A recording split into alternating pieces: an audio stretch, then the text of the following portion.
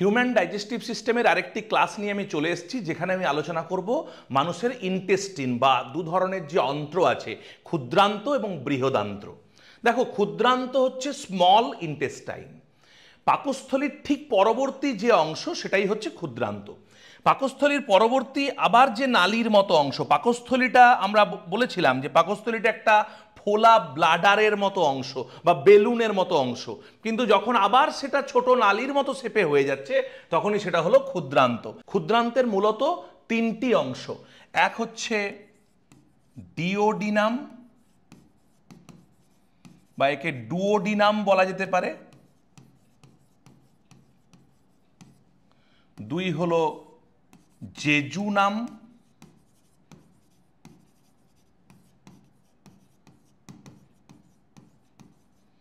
আর তিন হলো ইলিয়াম।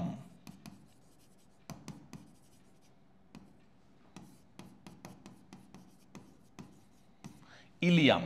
এবার ডিওডিনামটা হচ্ছে একটা ইউ শেপের ছোট্ট অংশ। এটা সবচেয়ে, যদি বলা হয় যে ক্ষুদ্রান্তের সবচেয়ে ছোট অংশ কি, তাহলে এটা ইউ আকৃতির ডিওডিনাম, ইউ শেপেড, এবং এটা সবচেয়ে ছোট অংশ।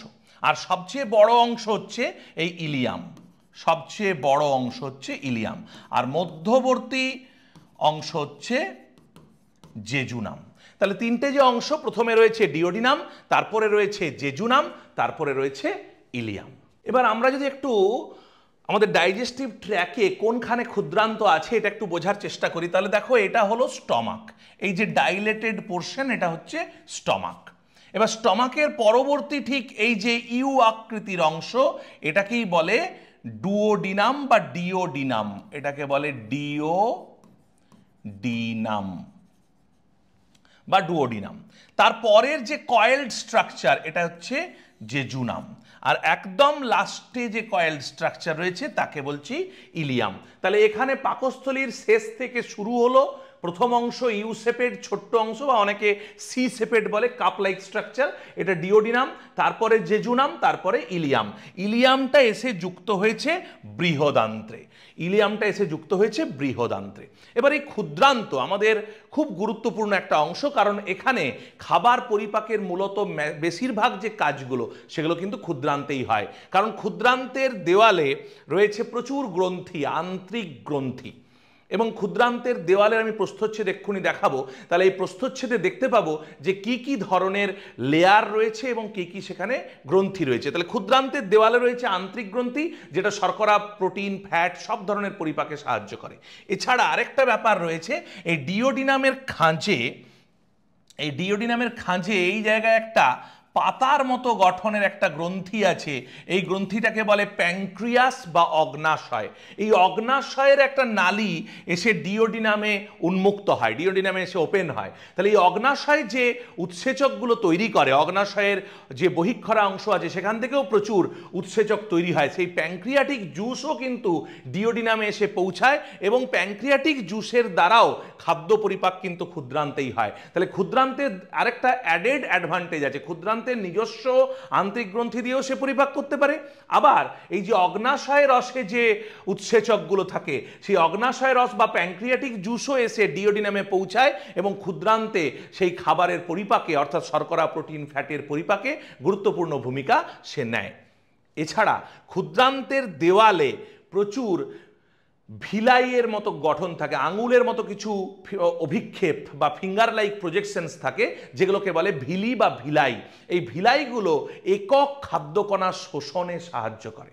অর্থাৎ আমি যেমনটা বলেছিলাম, মুখবিবরে আমাদের যে খাদ্য মণ্ড তৈরি হয় তাকে আমি বলেছিলাম সেটাকে বলে বোলাস, এবং তারপরে সেটা যখন পাকস্থলীতে এসে পৌঁছেছিল তখন সেটাকে বলেছিলাম কাইম। অর্থাৎ পাকস্থলীতে যখন গ্যাস্ট্রিক জুস মিশ্রিত হয়ে একটা খাদ্য মণ্ড তৈরি হয়েছিল তখন তাকে বলেছিলাম কাইম।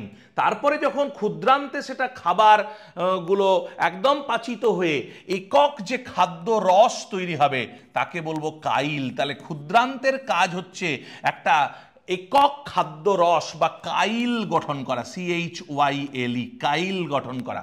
এবং এই কাইল বা একক যে খাদ্য রস, অর্থাৎ একক শর্করা, একক প্রোটিন, একক ফ্যাট, সেইগুলো এই ক্ষুদ্রান্তের যে দেওয়ালে ভিলি বা ভিলাই আছে তার সাহায্যে শোষিত হয়। এবার আমরা একটু দেখি যে ক্ষুদ্রান্তের দেওয়ালটা কেমন ধরনের হয়। আমরা যদি ক্ষুদ্রান্তকে একটু ভেতর থেকে দেখি, এটা একটা ক্ষুদ্রান্তের ভেতরের এন্ডোস্কোপিক্যাল ফিগার, অর্থাৎ এন্ডোস্কোপি বলে একটা পদ্ধতি আছে যার সাহায্যে ক্যামেরা দিয়ে আমরা পাকস্থলী, ক্ষুদ্রান্ত এর ভেতরের ছবি দেখতে পারি। এবং কোলোনোস্কোপি বলে আরেকটা পদ্ধতি আছে যার সাহায্যে আমরা বৃহদান্ত্রেরও এরকম ভিতরের দেওয়ালের স্ট্রাকচার দেখতে পারি। এটা মূলত একটা মেডিকেল প্রসিডিওর। আমাদের শরীরের ভিতরে কোনো ধরনের টিউমার আছে কিনা, বিশেষ করে ডাইজেস্টিভ ট্র্যাকের ভিতরে কোনো ধরনের টিউমার বা গ্রোথ আছে কিনা, কোনো ধরনের কোনো সিস্ট আছে কিনা, কোনো আলসার আছে কিনা, এই ধরনের বিষয়ে ডাক্তাররা স্যাঙ্গুইন হওয়ার জন্য এই ধরনের টেস্টগুলো করে থাকেন, যার ফলে ভেতরের ছবি বা ভেতরের ইমেজ হচ্ছে এটা। এবার আমরা যদি একটা ক্ষুদ্রান্তের দেওয়ালটা দেখি, ক্ষুদ্রান্তকে যদি ক্রস সেকশন করি, যেরকম আমরা পাকস্থলীর ক্রস সেকশনে দেখেছিলাম যে তার লুমেন থেকে পরপর কি কি লেয়ার আছে, ঠিক সেরকম এর ক্ষেত্রেও একদম বাইরে রয়েছে সেরোসা লেয়ার। এই যে ইয়েলো কালারের 1 নম্বর দিলাম, এটা হচ্ছে সেরোসা লেয়ার। 2 নম্বরে এইটা হচ্ছে মাস্কুলারিস লেয়ার বা মাসেল লেয়ার। 3 নম্বরে রয়েছে সাব মিউকোসা লেয়ার এবং 4 নম্বরে রয়েছে মিউকোসা লেয়ার বা মিউকাস লেয়ার। অর্থাৎ অনেকটাই পাকস্থলীর মতোই স্ট্রাকচার। পাকস্থলীর দেওয়ালেও কিন্তু এই 4টে স্তরই ছিল, সেরোসা লেয়ার, মাস্কুলারিস বা মাসেল লেয়ার, সাব মিউকোসা এবং মিউকোসা। আর এই ভেতরে যেটা একটু ডিপ কালার দেখছো এটাকে বলবো লুমেন, অর্থাৎ এটাই কিন্তু খাদ্য থাকার বা খাদ্য যাওয়ার জায়গা, অর্থাৎ ফাঁপা। যদি একটা টিউবের ভিতরে এই ফাঁপা, ধরো এই আমার হাতটাকে তোমরা টিউব ভাবো, তাহলে এইটা হচ্ছে মাসেল লেয়ারগুলো আর এইটা হচ্ছে ফাঁপা জায়গাটা। এই ফাঁপা জায়গাটার মধ্যে দিয়ে খাবার যাবে একটা টিউবের মধ্যে দিয়ে যেমন হয়, তাহলে এই লুমেন বা ফাঁপা জায়গাটা হচ্ছে এই মাঝেরটা।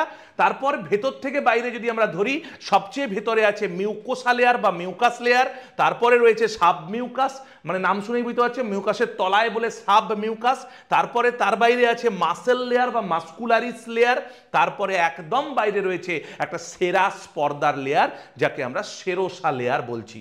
এবং যে কথাটা আমি একটু আগে বলছিলাম যে আমাদের এই কোনো কারণে যদি মিউকাস লেয়ার ক্ষতিগ্রস্ত হয় তাহলে কিন্তু বিভিন্ন ধরনের সমস্যা হবে।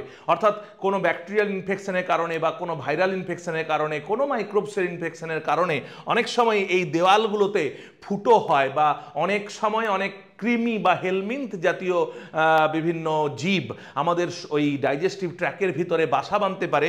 তারা অনেক সময় মিউকাস বা সাবমিউকাস লেয়ারকে ক্ষতিগ্রস্ত করে এবং তখন আমাদের মলের মধ্য দিয়ে প্রাথমিকভাবে মিউকাস বেরোতে পারে এবং যেটাকে আমরা বলি আমাশয় বা ডিসেন্ট্রি, সেখানে মলের সাথে মিউকাস বেরোয় এবং অনেক সময় এই মিউকাস লেয়ার যদি খুব বেশি ক্ষতিগ্রস্ত হয় তাহলে রক্তের স্তর পর্যন্ত চলে যেতে পারে। এই রক্তের স্তর পর্যন্ত চলে গেলে আমাদের কিন্তু মলের সাথে, স্টুলের সাথে মিউকাস যেমন বেরোচ্ছে তার সাথে ব্লাডও বেরোতে পারে। অর্থাৎ এই লেয়ারগুলো, ভিতরের লেয়ারগুলো ক্ষতিগ্রস্ত হলে মিউকাস এবং রক্ত মলের সাথে বেরোতে পারে। সেটা একটা এক্সটার্নাল সাইন যে আমাদের ভেতরে কোনো সমস্যা হয়েছে এবং ডাক্তাররা সেরকম সমস্যার কথা বুঝলে তখন ওই যে আগে বলছিলাম এন্ডোস্কোপির মাধ্যমে ভেতরের দেওয়ালের ছবি দেখার চেষ্টা করেন। এবার যেটা বলছিলাম যে ভিলি কেমন হয়, ক্ষুদ্রান্তের এই ভেতরের অন্তঃগ্রাত্রের দেওয়ালে দেখো এরকম অনেক আঙুলের মতো ফিঙ্গার লাইক প্রজেকশনস দেখা যায়, এগুলোকে বলে ভিলি বা ভিলাই বা ভিলাস।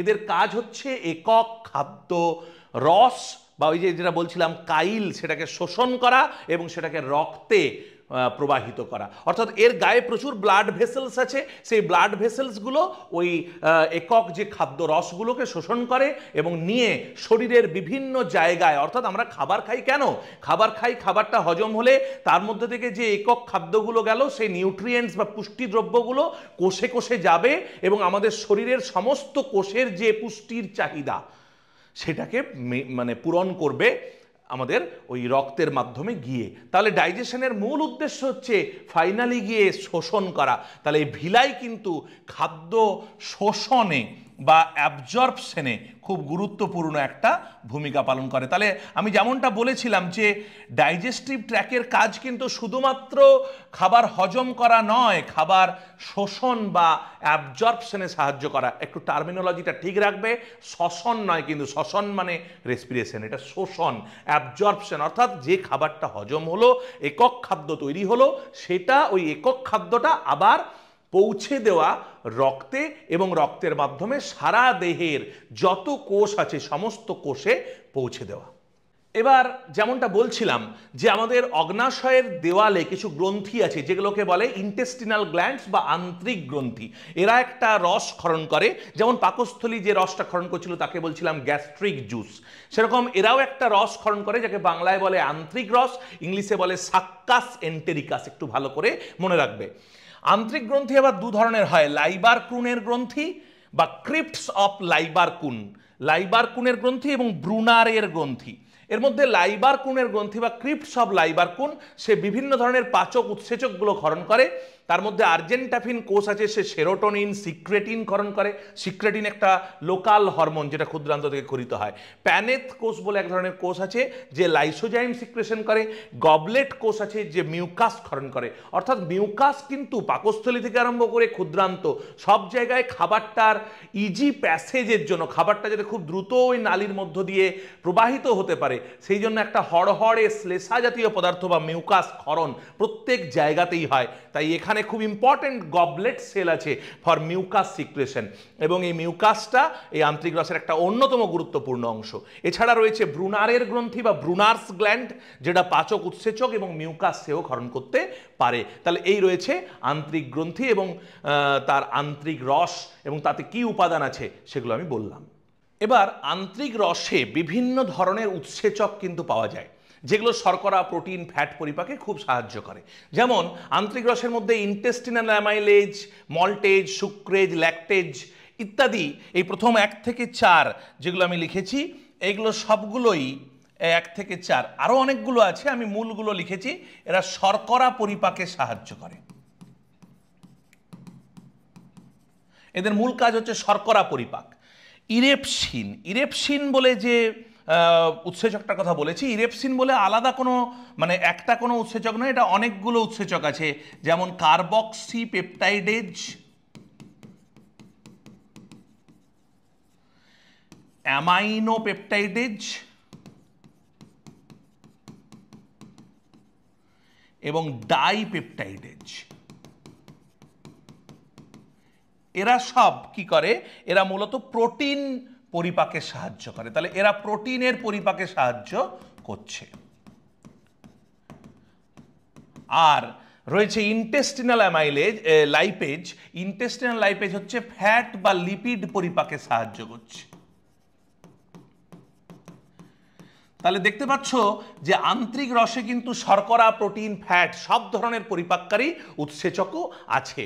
এছাড়া আমি যেটা আবার বলছিলাম যে এদের তো আন্ত্রিক রস ক্ষুদ্রান্তে আছেই, এর নিজস্ব গ্রন্থি। এছাড়া অগ্নাশয় থেকেও আবার কিছু কিছু উৎসেচক প্যানক্রিয়াটিক জুসের মাধ্যমে, সেখান দিয়ে প্যানক্রিয়াটিক অ্যামাইলেজ সেখান থেকেও বেরোয়, সেটাও শর্করা পরিপাকে সাহায্য করে। সেখান থেকে আবার ট্রিপসিন, কাইমোট্রিপসিন বলে প্রোটিন পরিপাককারী উৎসেচক বেরোয়। সেখান থেকে আবার ইন্টেস্টিনাল লাইপেজ যেমন এখান থেকে বেরোয়, ওখান থেকে আবার প্যানক্রিয়াটিক লাইপেজ বেরোয়। তাহলে সেই আন্ত্রিক রস যেমন এখানে সরাসরি পরিপাকে সাহায্য করছে, সেরকম আমি ওটার সম্পর্কে এখানে বিশদে লিখছি না, কিন্তু আরেকটা রসের কথা বলছি যেটাকে বলছি অগ্নাশয় রস বা প্যানক্রিয়াটিক জুস। এটা অবশ্যই সিক্রেশন হয়, নামটা শুনেই বুঝতে পারছো যে অগ্নাশয় থেকে, কিন্তু অগ্নাশয় থেকে সিক্রেশন হলেও এর যে কাজ, অর্থাৎ এই রসটার মধ্যে যে উৎসেচকগুলো থাকে সেই উৎসেচকগুলো কাজ করে কিন্তু ক্ষুদ্রান্তেই। তাহলে ক্ষুদ্রান্তের কিন্তু শর্করা, প্রোটিন, ফ্যাট পরিপাকে একটা বিস্তর কাজ রয়েছে। এবং আগেই বললাম যে এটা শুধুমাত্র পরিপাক নয়, খাদ্য শোষণেও, একক খাদ্যকণা শোষণে গুরুত্বপূর্ণ ভূমিকা পালন করে। এরপর চলে আসি আমরা বৃহদান্ত্রের স্ট্রাকচার নিয়ে। বৃহদান্ত্র দেখো, বৃহদান্ত্রে অনেকগুলো অংশ আছে। এটা ঠিক ক্ষুদ্রান্তের পরেই একটু ডাইলেটেড, অর্থাৎ ক্ষুদ্রান্তের যে নালীটা রয়েছে তার ব্যাসার্ধ বা ব্যাস একটু ছোট, কিন্তু বৃহদান্ত্র নাম শুনেই বুঝতে পারছো একটু লার্জ, এটার কিন্তু ব্যাসটা একটু বড়। এবং এর প্রথম যে অংশটা থাকছে, আমি 1 2 3 করে আগে অংশগুলো লিখে দেওয়ার চেষ্টা করি। এক হচ্ছে সিকাম, সিকামটা এখানে নিষ্ক্রিয় হয়ে গেছে, সিকাম ও ভার্মিফর্ম অ্যাপেন্ডিক্স, ভার্মিফর্ম অ্যাপেন্ডিক্স এটা নিষ্ক্রিয় অঙ্গ তোমরা জানো। তারপর রয়েছে আরোহী কোলন, তারপরে রয়েছে অনুপ্রস্থ কোলন, তারপরে রয়েছে অবরোহী কোলন, তারপরে রয়েছে সিগময়েড কোলন, আর রয়েছে মলাশয় ও পায়ু বা পায়ু ছিদ্র। এই 4টে কোলনের অংশ, আরোহী কোলন, অনুপ্রস্থ কোলন, অবরোহী কোলন এবং সিগময়েড কোলন। তাহলে ক্ষুদ্রান্ত যেখানে শেষ হচ্ছে সেখান থেকে আমি একটু ছবি এঁকে দেখানোর চেষ্টা করি। একটু বড় সাইজের, একটু নালীটা একটু এরকম বড় হয়ে গেছে, ডাইলেটেড হয়ে গেছে, এবং এর নামগুলো কিন্তু খাদ্যদ্রব্য যে অভিমুখে যাবে সেই অনুযায়ী কিন্তু নাম।